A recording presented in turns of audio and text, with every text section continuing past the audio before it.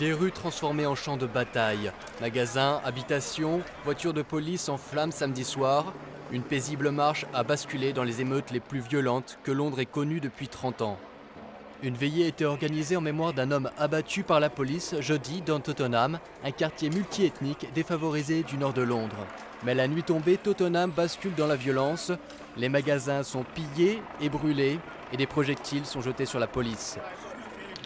Au lever du jour, la rue est fermée, les commerces sont en ruine et ce commerçant a tout perdu dans les violences.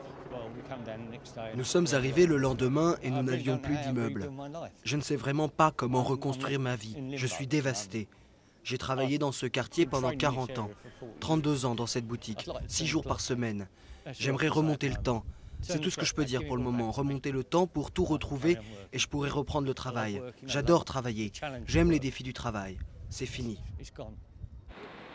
Les émeutes se sont poursuivies pour la deuxième nuit d'affilée, cette fois en s'étendant dans d'autres quartiers, y compris celui de Brixton dans le sud de la capitale, réputé pour ses violentes émeutes dans les années 80.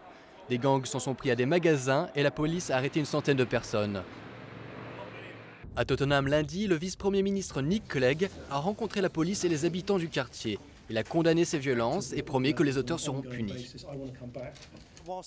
Alors qu'il y a beaucoup de blessures, de désarroi et d'anxiété, beaucoup de questions posées à la communauté ici, j'ai aussi été frappé par la détermination de la police, des autorités locales et des leaders de la communauté, des églises, des leaders de la jeunesse, pour travailler ensemble à reconstruire la communauté et penser les cicatrices qui ont été clairement infligées.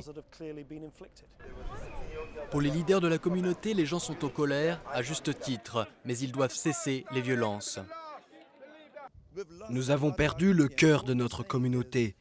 Et ce que nous disons, c'est arrêter et essayer de reconstruire pour le futur.